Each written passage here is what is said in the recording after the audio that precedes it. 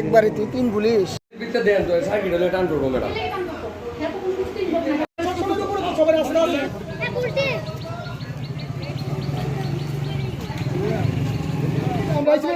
আমি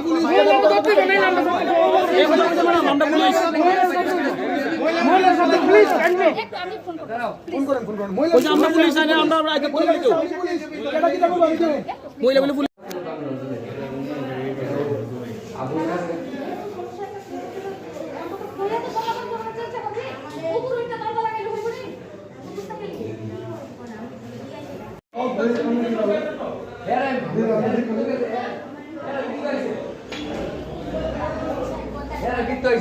আমি আজকে দেখবো যে আমার বাড়ি বাসায় না আমরা ওখানে দাঁড়াবো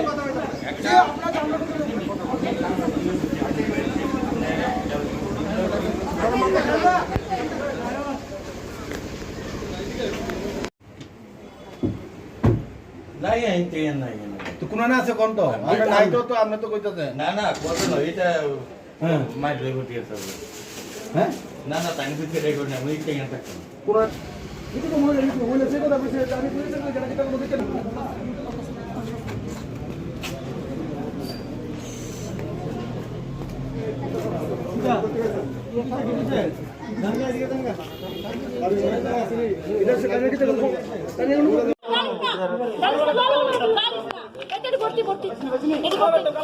খালি কোটা কে আছে সব মিশাওয়াদা করতেছে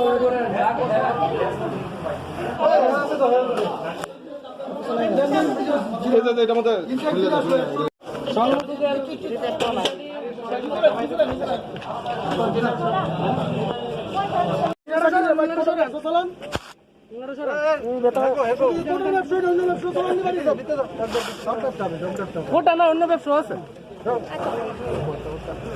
বিগত আজকে 3-4 মাস যাবত এই ছেলেটা আমরা ফলো করতেছি।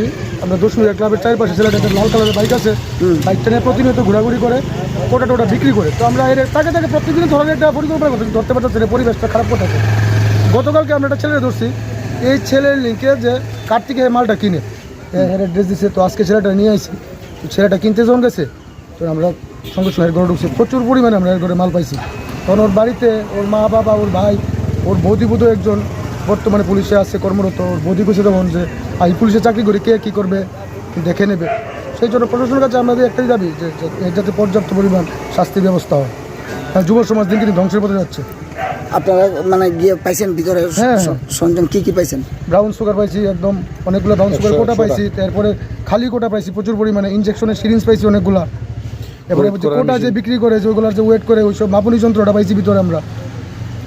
তা আপনি কি মনে করেন একজন নাগরিক হিসাবে রাজ্যের, যে একজন পুলিশের বাড়িতে এই অবস্থা? তাহলে দেখুন, পুলিশ তো বলে দিয়েছে না যে নেশা বিক্রি করতে, কিন্তু বাড়ির যে গার্জিয়ান তারা যদি আজকে তার সন্তানরা আগের থেকে এই জিনিসটাকে বারণ করতো, মানুষ কর্ম করার অনেক দিক আছে।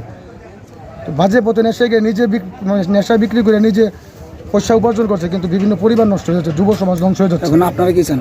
আমরা চাই প্রশাসন যাতে পর্যাপ্ত পরিমাণে শাস্তির ব্যবস্থা করা হোক, আর এই এলাকায় প্রশাসন যাতে লক্ষ্য রাখে এবং যাতে যুব সমাজ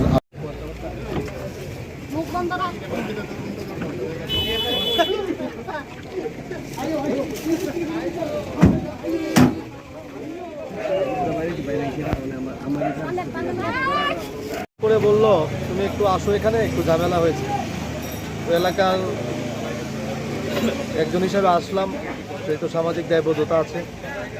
এসে দেখলাম এখানে নেশা কিছু সামগ্রী এই বাড়িতে পাওয়া গেছে, অনেকগুলি ব্রাউন সুগার বলে কি জানি এগুলি। তো এই বাড়ির ব্যাপারে আরও কমপ্লেন অনেকদিন থেকে সন্দেহমূলকভাবে আমাকে ছেলেরা বলতো, প্রমাণ ছাড়া তো কাউকে কিছু করা যায় না। এখানে রামনগরের অনেক কার্যকর্তা, বিশেষ করে যুবক তারা এসছে, তারা হাতে নাতে প্রমাণ সহ তারা ধরেছে। তো তার জন্য অনেক লোকজন জমেছে, আমি আসলাম। এখন এটা কার বাড়ি? এটা দিলীপ ঘোষ। উনি কি করতেন? আমি জানতাম অবসরপ্রাপ্ত পুলিশ মনে হয়। আর ছেলে? ছেলে তো ওনার 3 ছেলে। এক ছেলে কি করেন? এক ছেলে মনে পুলিশই আছে। আর ছেলের বউ? ছেলের বউ পুলিশই আছে। আপনারা এখন কি চান? আপনারা কি প্রশাসন যেটা আইনের মাধ্যমে আইন ব্যবস্থা নেবে। ডিউটি চাইছে আর হেয়ার ওয়াইফ হলো পুলিশ পার্সন। তার ছোট ভাই টিএসআর, আর তার বাবা বাবা তো রিটায়ার্ড পার্সন পুলিশ। মানে পুরো বাড়ি পুলিশে। মোটামুটি